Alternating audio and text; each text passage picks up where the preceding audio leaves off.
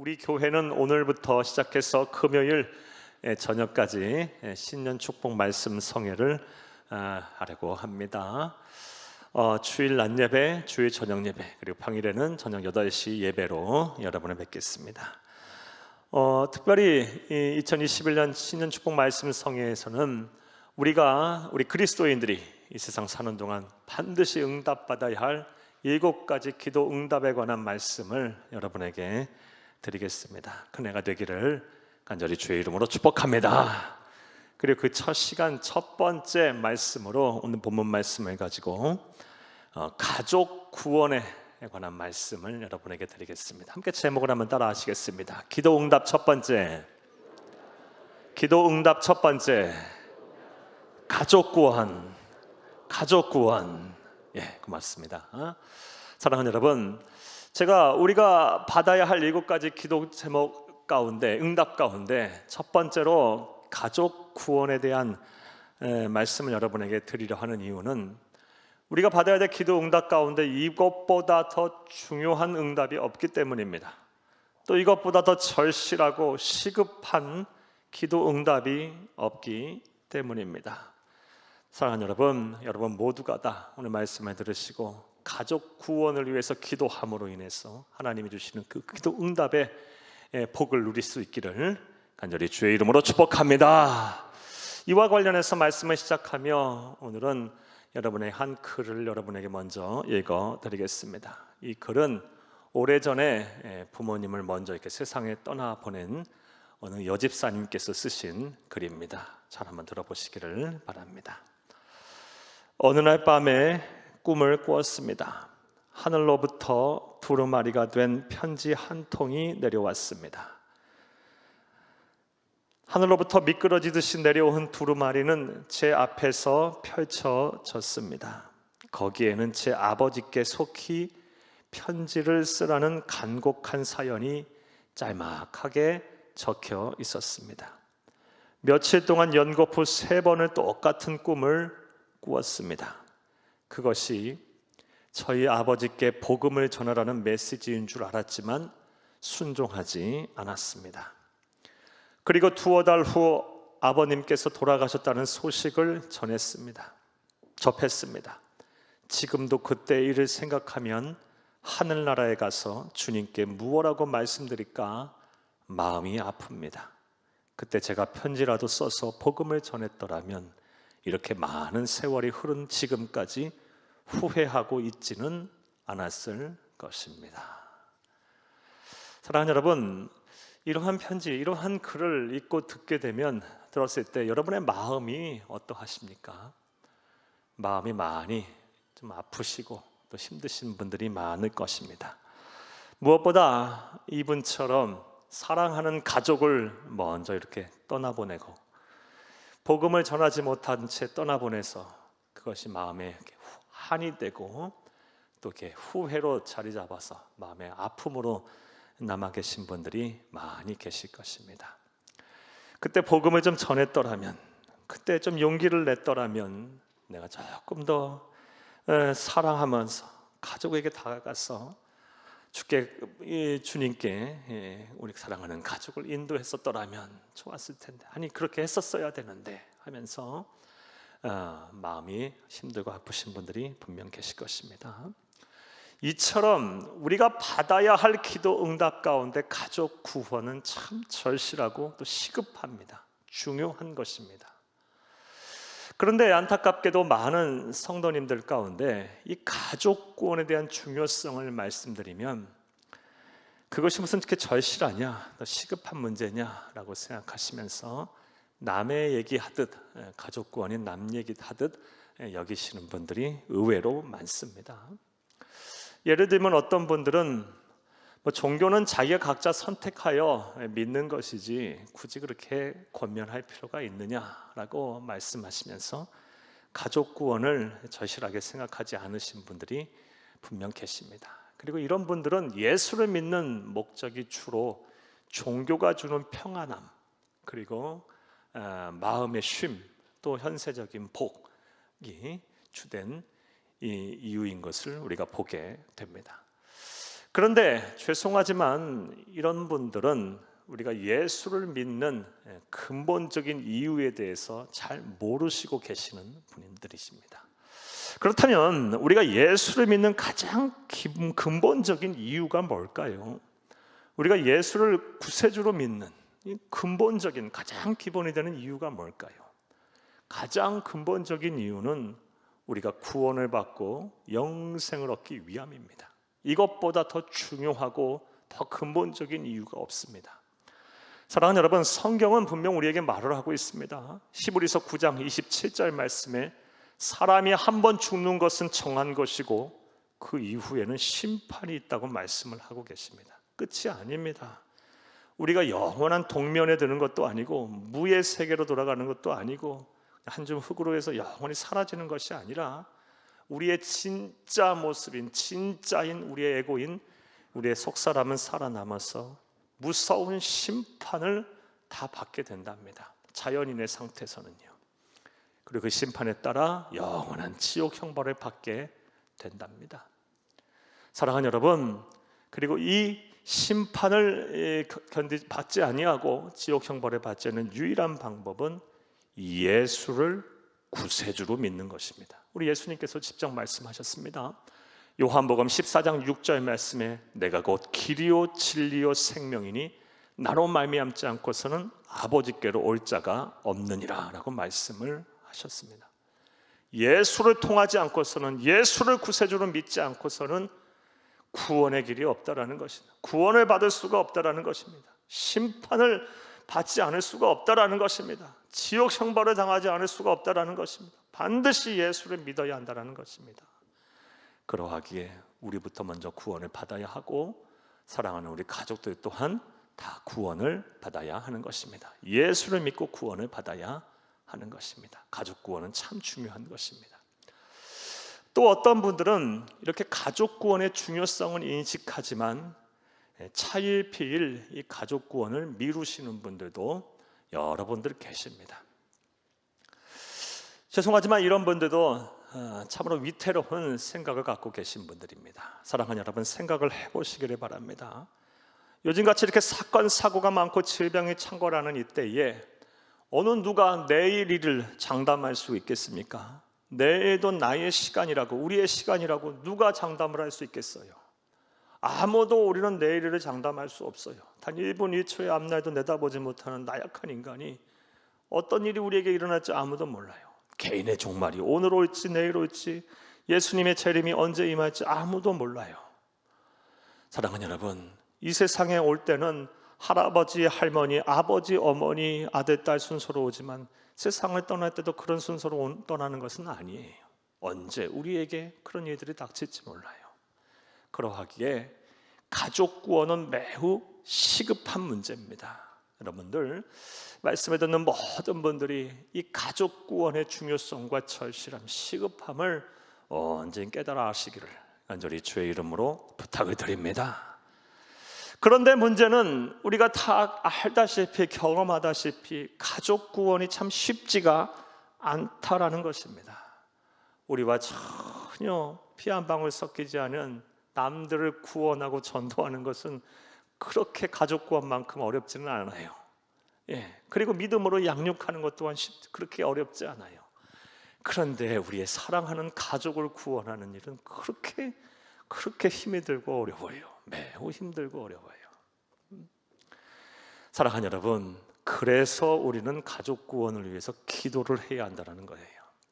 우리의 힘과 능력만으로는 부족하니까 전지전능하신 하나님께서 우리의 가족을 구원하시도록, 그래서 우리가 가족을 위해서, 구원을 위해서 기도해야 하는 것입니다. 여러분, 부디 가족 구원을 위해서 기도하시고 또 기도 응답을 받으시기를 간절히 주의 이름으로 축복합니다. 그렇다면 우리가 어떻게 가족 구원을 위해서 기도해야 할까? 가족 구원을 위해서 기도할 때 어떻게 기도를 하면 기도 응답을 받을 수가 있을까요? 성경을 보면 이것에 대한 답을 줄 수 있는 인물들이 참 많이 나옵니다. 그 중에서 오늘은 신년 축복 말씀 성경을 통해서 한 사람 인물 여러분에게 소개하겠습니다. 바로 구약 성경에 나오는 믿음의 조상이라 일컫는 아브라함입니다. 아브라함은 우리가 잘 알다시피 그의 예의가 진짜 통틀어서 처음으로 하나님을 이름에 부르고 경외한 자입니다. 그 외에는 아무도 하나님을 믿지 않았어요. 복음 1세대예요. 믿음 1세대예요. 하지만 우리 잘 알다시피 그를 통해서 모든 일가 친척들이 다 하나님을 경외하고 믿게 됐고, 심지어 그의 민족이 하나님을 경외하는 민족이 됐어요. 그리고 복음이 전해지는 모든 곳에 믿음의 본으로서 우리에게 믿음의 초상으로 우리에게 본보기가 되고 있습니다. 사랑하는 여러분, 우리 성도님들 가운데도 이 믿음의 옛세대이신 분들이 참 많이 계세요. 아무도 예수 믿지 않은 상황 속에서 홀로 예수를 믿어서 때로는 핍박도 당하고 어려움도 당하고 또 외롭기도 하고 내 편 하나 없어서 늘 때로는 울기도 많이 울고 더 힘든 일도 많이 겪는 계신 분들이 참 많이 계시리라 봅니다. 여러분, 소망을 가지시기를 부탁합니다. 아브라함의 하나님은 우리의 하나님이세요. 그리고 아브라함이 그렇게 했다면 우리도 그렇게 할 수 있는 거예요.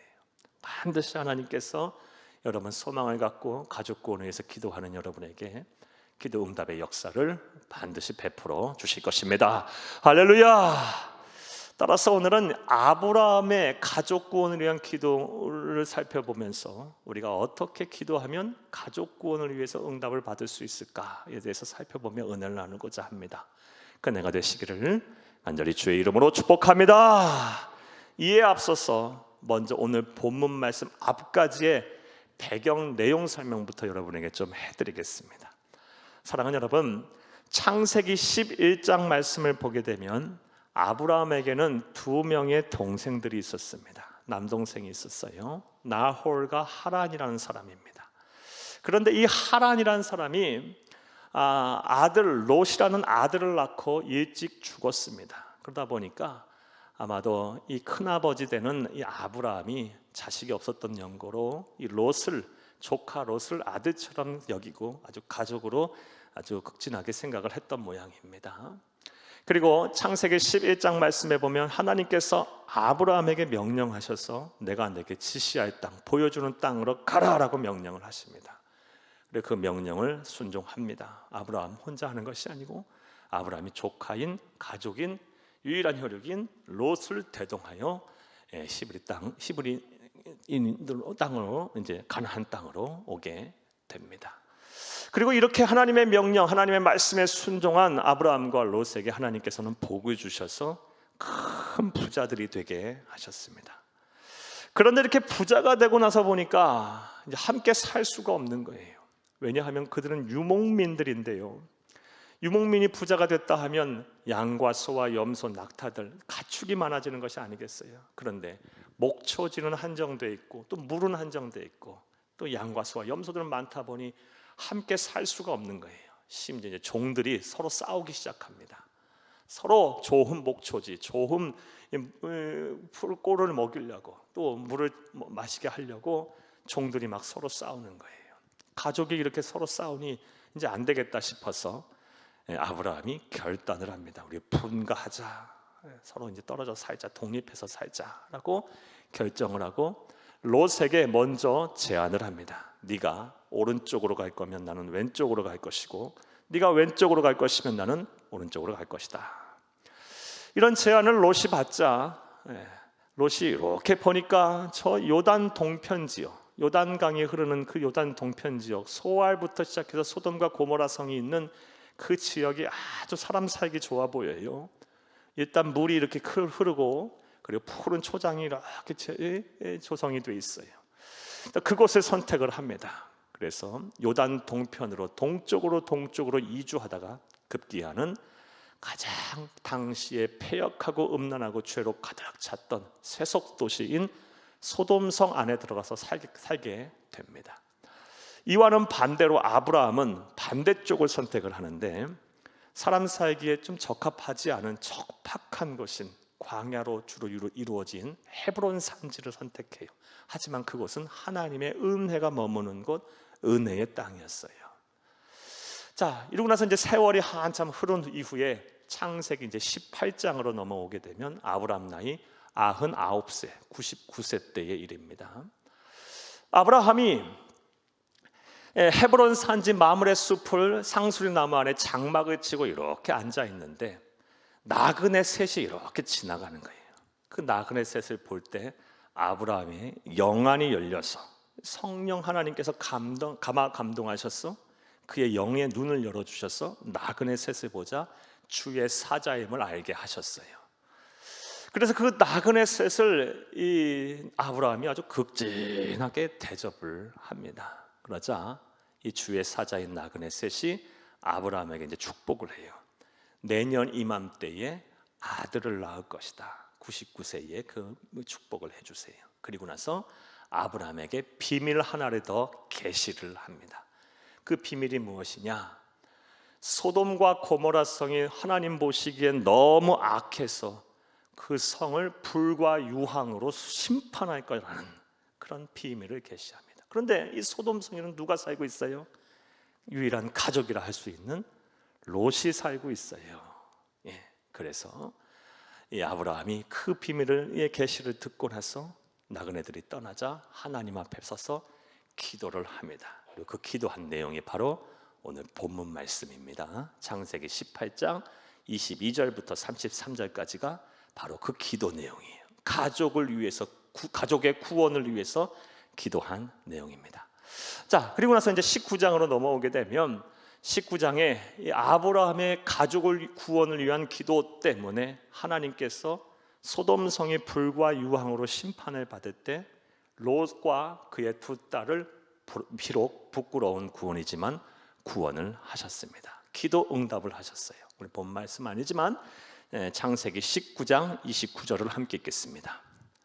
하나님이 그 지역의 성을 멸하실 때 그 롯이 거주하는 성을 엎으실 때에 하나님이 아브라함을 생각하사 롯을 그 엎으시는 중에서 내보내셨더라. 아멘. 롯이, 가족 롯이 구원을 받은 것은 순전히 아브라함을 생각하사 아브라함의 기도를 들으시고 가족 구원을 위한 기도를 들으시고 기도에 응답을 하셨다라는 것입니다. 자, 이제 이러한 내용, 배경 이해를 바탕으로 이제 생각을 해보겠어요. 아브라함은 어떻게 가족 구원을 위해서 기도하였기에 이렇게 하나님께서 가족 구원이라는 기도 응답의 은혜를 베풀어 주셨을까요? 그리고 우리가 또 아브라함처럼 이제 기도를 해야 할 텐데 우리가 어떻게 기도해야 우리의 기도를 하나님 들으시고 가족 구원이라는 기도 응답을 우리에게 베풀어 주실까요? 자, 이제부터 따라 하시겠습니다. 첫째로, 포기하지 말고 기도해야 합니다. 사랑하는 여러분, 아브라함의 가족 구원의 기도의 첫 번째 특징은 포기하지 않고 기도했다라는 겁니다. 기도를 한두 번 하고 끝마치는 것이 아니라 가족 구원을 위해서 포기하지 않고 기도했어요. 오늘 본문 말씀 22절에서 33절까지 보게 되면 이 주의 사자 셋이 소돔성으로 떠난 이후에 하나님 앞에 아브라함이 서게 됩니다. 섰다라는 건 이제 기도했다라는 거예요. 기도를 하기 시작하는데 이렇게 기도를 해요. 하나님, 소돔성에 의인 50명이 있다면 하나님 그 성을 멸하시지 않으실 것입니까? 50명만 의인이 있다면 우리 조카 롯 구원하실 것입니까? 이 얘기죠. 하나님이 좋다, 50명이면 내가 그 성을 멸하지 않겠다. 그리고 포기하지 않고 또 계속 기도합니다. 그래서 생각을 해보니 50명이 없을 것 같아요. 하나님, 50명 중에 5명 빼고 45명만 있어도 하나님 그 성을 멸하지 않으실 겁니까? 하나님 좋다. 하나님 마음속으로 감화감동하신 거죠. 확신해 주신 거예요. 45명이면 내가 그 성 멸하지 않겠다. 그리고 또 포기하지 않고 막 기도해요. 또 생각을 해보니 45명이 없을 것 같아요. 40명이면 괜찮겠습니까? 하나님 좋다 또 말씀하세요. 또 포기하지 않고 기도하고 하다 보니 40명이 없을 것 같아요. 30명이면 20명이면 10명이면 괜찮겠습니까? 하면서 무려 6번이나 계속 반복을 하면서 포기하지 않고 조카 롯을 위해서 기도하였습니다. 물론 10명이 없어서 그 소돔성은 멸망을 했어요. 하지만 가족은 구원을 받았죠. 사랑하는 여러분, 이처럼 가족을 구원하려면 가족이 구원받는 그날까지 포기하지 않고 우리가 하나님 앞에 기도를 해야 합니다. 이게 가족 구원을 위한 기도 응답을 받기 위한 기도의 첫 번째 원칙이에요. 포기하지 않고 기도해야 한다. 그런데 안타깝게도 많은 성도님들을 보게 되면 가족 구원을 위해서 기도하다가 포기하시는 분들이 참 많아요. 왜냐하면 앞서 말씀드린 대로 가족 구원 자체가 쉽지가 않기 때문에, 또한 이 가족 구원이라는 것은 아주 절실한 마음에서 비롯된 기도거든요. 그러다 보면 또 이 기도 응답이 더디다 보면 마음이 상하기도 또 쉬워요. 상처 입기도 쉽고 심령이 상하기도 쉬워요. 그래서 가족 구원을 위해서 기도하다가 이렇게 되시는 분들이 참 많아요. 하나님이 알아서 하시겠지, 하나님의 때가 있겠지, 그러면서 모든 책임을 하나님한테 전가하시는 분들이 많습니다. 그리고 기도 안 해요.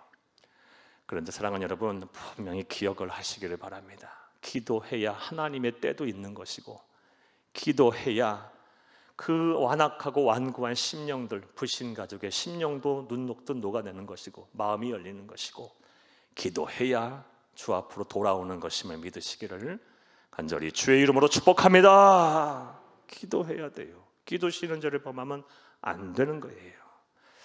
물론 모든 기도가 다 포기하지 말고 기도해야 해요. 하지만 가족 구원만큼 인내로서 기도하는 기도는 드물어요. 가족 구원은 참 인내가 필요한 기도예요. 포기하지 않고 기도하시기를 간절히 주의 이름으로 축복합니다.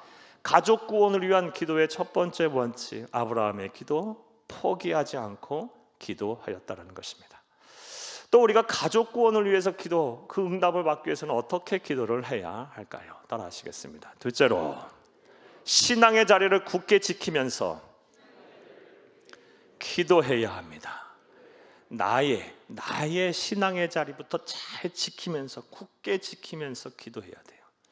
그런데 안타깝게도 많은 성도님들이 가족 구원을 위한답시고 내 신앙을 가지고 양보를 하고 타협을 하면서 기도하시는, 신앙생활 하시는 분이 의외로 많아요. 자, 아브라함의 기도를 또 보겠습니다.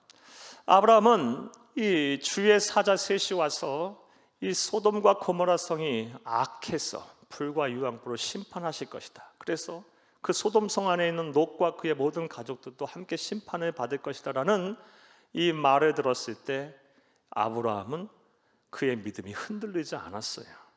조금도 흔들리지 않았어요. 그리고 하나님을 향해서 원망과 불평도 하지 않았어요. 나아가 섣부르게 인간적인 계획을 세워서 소돔 성에 가서 롯과 그의 가족들 구출하려고, 구원하려고 하지도 않았어요. 하나님의 섭리, 하나님의 뜻을 온전히 지키고 준행하면서 믿음은 굳건하게 지키면서 묵묵히 하나님 앞에 서서 기도했습니다. 자기 사명, 자기 신앙을 잘 지켰다라는 거예요. 근데 앞서 말씀드린 대로 안타깝게도 우리 성도님들을 보면 이 가족을 구한답시고 자기 신앙을 놓고 양보와 타협, 불신 가족과 양보와 타협을 하시는 분들이 참 많은 것을 보게 됩니다. 그래서 가족 구원도 못하고 자신의 신앙도 변질된 성도님들이 참 많습니다. 예를 들어서 어떤 성도님들 이래요. 불신 가족이 이렇게 제안해요. 네가 하고 있는 모든 사명도 내려놓고 신앙의 자리도 내려놓고 함께 교회를 떠나서 어느 교회 가게 되면 내가 가서 그 교회 가서 열심히 신앙생활 할게. 물론 그렇게 해서 함께 신앙생활 하시는 분도 있겠죠. 잘하는. 그런데 대부분의 경우, 제가 목사로 살면서 볼 때 거의 모든 성도님들의 경우 그렇게 약속했던 약속은 몇 번 안 지키고 다 사라져버리고 결국 자신의 신앙까지 변질된 경우가 참 많이 봤어요. 또 어떤 분들은 불신가족이 이렇게 또 제안을 해요. 한 달에 한 두 번 정도 여행도 같이 가고 모임도 같이 하고 이렇게 하면 내가 함께 교회도 가고 그렇게 할게. 예수도 믿을게. 네. 또 그렇게 또 그 얘기 듣고 주일 성수도 안 하고 신앙도 잘 안 지키고 그렇게 하다 보면 그것 또한 어떻게 돼요? 그 약속도 하나도 안 지켜지고 결국 자신의 신앙까지 변질된 성도님들이 참 많았어요. 반면에 그러한 상황 속에서도 믿음을 굳게 지키면서 때로는 핍박도 받고 때로는 환난도 당하고 어려움 속에 처하기도 하면서도 자기의 신앙의 자리를 굳건하게 지키고 묵묵히 잘 가족을 섬기면서 복음을 전하고 기도한 성도들은 전부 기도 응답을 받아서 가족 구원을 이루어냈습니다. 사랑하는 여러분, 어떤 길을 선택하시겠어요? 여러분 분명히 기억하세요. 신앙은 양보와 타협을 하는 것이 아니에요. 신앙은 목에 칼이 들어와도 순교의 정신을 가지고 지키는 것이 신앙입니다. 신앙을 갖고 양보와 타협을 하지 마시고 믿음을 잘 지키시면서 내 신앙을 굳건하게 지키면서 하나님 앞에 기도하세요. 가족 구원에서 기도하세요. 그리고 잘 섬기세요. 그러면 하나님께서 반드시 불신 가족을 다 주께로 돌아오게 하실 것입니다. 이러한 기도 응답의 역사가 온전히 이루어지기를 간절히 주의 이름으로 축복합니다. 두 번째, 아브라함의 기도, 그리고 우리가 아브라함의 기도를 통해서 배울 수 있는 가족 구원을 위한 기도 응답의 두 번째 원칙, 자기 신앙의 자리를 잘 지키면서 기도해라라는 것입니다. 또 아브라함은 셋째로 어떻게 기도했을까요? 우리가 아브라함을 통해서 무엇을 배울 수 있을까요? 따라하시겠습니다. 셋째로, 진실한 마음으로 더욱 사랑하며 기도해야 합니다.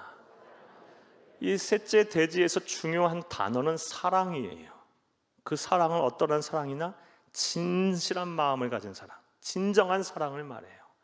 불신 가족을 진정 더 사랑하면서 기도해야 할 때 하나님의 기도 응답이 이루어진다는 것입니다. 자, 아브라함의 기도 좀 보겠어요. 앞서 우리가 살펴본 대로 아브라함은 6번이나 반복을 하면서 하나님 앞에 기도를 해요. 의인 50명이면 괜찮겠습니까? 45명이면 40명이면 30명이면 20명이면 10명이면 괜찮겠습니까? 그런데 이렇게 하나님 앞에 계속 반복을 하면서 번복을 하면서 기도한 것에는 아브라함이 대단한 용기가 있었음을 알 수 있어요. 용기 없으면 이렇게 못했을 거예요. 왜냐? 구약 시대에 구약의 백성들이 생각하는 하나님에 대한 인식과 오늘날 우리가 생각하는 하나님의 인식은 큰 차이를 보여요. 우리는 하나님 하면 무엇부터 생각을 해요? 하나님은 사랑이시다부터 떠올려요. 하지만 구약의 백성들은 그렇지 않았어요. 그건 예수님께서 이 세상에 오신 이후부터의 그런 사랑의 모습이, 절정을 이루신 그 사랑의 모습을 통해서 우리가 그 하나님은 사랑이시다라고 고백을 하는 거죠. 구약의 백성들은 하나님은 사랑이라고보다는 무서운 심판의 주였어요. 전지전능하신 창조주 하나님이세요. 감히 입에 하나님이라는 단어를 감히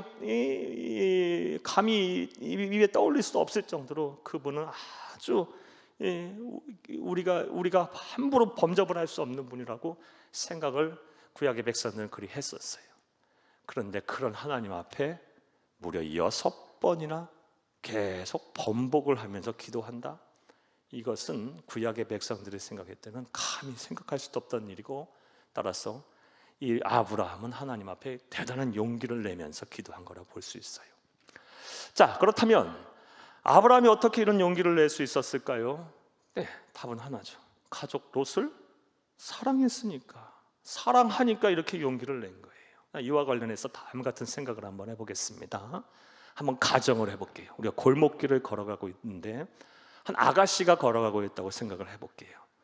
골목길 걸어가고 있는데 아가씨가 걸어가고 있는데 저 앞에서 목줄이 풀린 아주 커다란 개가 이빨을 드러내고 으르렁거리면서 그 아가씨를 쳐다보고 있어요. 그러면 아가씨 어떻게 하겠어요? 무서워서 뒷걸음치겠죠. 무서워서 도망갈 거예요. 예. 그런데 그 아가씨가 훗날 결혼을 해서 아이를 낳았어요. 그 아이와 함께 가는데 그 아이가 앞에 똑같은 상황 속에서 그 아이가 그 개 앞에 있다고 생각을 해봐요. 그러면 어떻겠어요? 그런 상황 속에서 자기 자녀를 두고 도망가는 엄마가 어디 있습니까? 어떻게든 맞서서 아이를 구원해내겠죠. 왜 그럴까요? 아이를 사랑하니까. 사랑의 힘은 위대한 거예요. 사랑의 힘은 아주 능력이 있어요.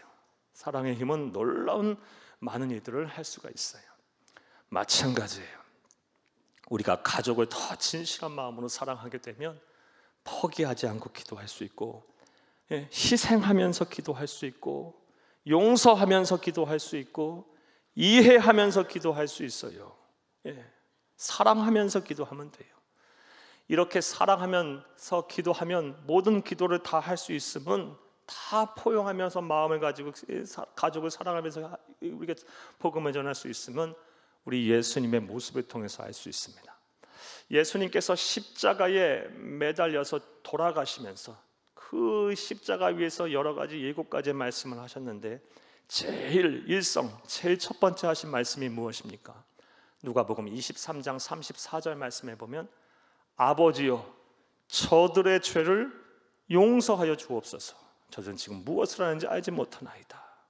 사랑하는 여러분, 십자가의 처절한 죽음을 죽으면서 어찌 당신 자신이 아닌 남을 위해서 그렇게 기도를 할 수 있어요? 용서해달라고요. 저들의 죄를 용서해달라고 어떻게 그렇게 기도할 수 있어요? 사랑하니까, 우리를 사랑하니까 그렇게 기도하실 수 있었던 거예요. 마찬가지, 우리가 가족을 더 구원하기를 원한다면 더 사랑해야 돼요. 진실한 마음으로 사랑을 해야 돼요. 남편을 그렇게 사랑해야 하고 아내를 그렇게 사랑해야 되고 부모와 형제와 자녀와 후손들을 그렇게 사랑을 하셔야 돼요. 사랑하면서 그렇게 기도하면 불신자들이 먼저 알아요. 사람이 나를 이렇게 사랑하는구나. 그리고 하나님께서 무엇보다 아십니다. 그 진실한 사랑을 담아 기도하는 그 성도의 기도를 왜 하나님께서 외면하시겠어요? 그 진실한 사랑 위에 반드시 가족 구원이라는 기도 응답의 꽃을 피우게 하실 것입니다. 사랑하는 여러분, 반드시 진실한 마음으로 더욱 사랑하시면서 기도하시기를 간절히 주의 이름으로 축복합니다. 자, 이제 말씀 맺겠습니다. 오늘 신년 축복 말씀 성회를 열며 주일 낮에는 조금 여러분 짧게 말씀해 드렸어요. 하지만 가족 구원에 대한 아주 중요한 기도 원리 원칙에 대해서 말씀을 드렸어요. 먼저 포기하지 말고 기도해라. 여러분, 기도해야 하나님의 때도 있는 거고, 기도해야 그 마음, 완고한 완악한 마음도 눈녹도 녹는 것이고, 기도해야 주께 돌아오는 것이지 하나님한테만 다 책임을 전가하지 마세요. 믿음 없는 자의 모습이에요. 믿음 없는 자가 대표적인, 기도하지 않는 자의 대표적인 변명이 뭐냐? 하나님께서 알아서 하실 거야. 하나님께서 알아서 하실 거라고. 물론 하나님께서 알아서 하셔요. 하지만 분명 성경은 기도하라는 말씀을 수도 없이 하고 있어요. 기도해야 하는 거예요. 포기하지 말고 기도하세요. 그리고 자신의 신앙을 잘 지키면서 기도하세요. 신앙의 자리, 사명의 자리, 교회의 자리, 가정의 자리를 잘 지키세요. 신앙은 양보와 타협을 하는 게 아니에요. 신앙 갖고 흥정하지 마세요. 그리고 나아가서 여러분 더욱 사랑하면서 기도하세요. 이게 가족을 구원하는 기도 응답의 3가지 원리예요. 이렇게 기도함으로 인해서 여러분이 다 가족이 구원받는 기도 응답의 역사가 일어나기를 간절히 주의 이름으로 축복합니다. 축복합니다.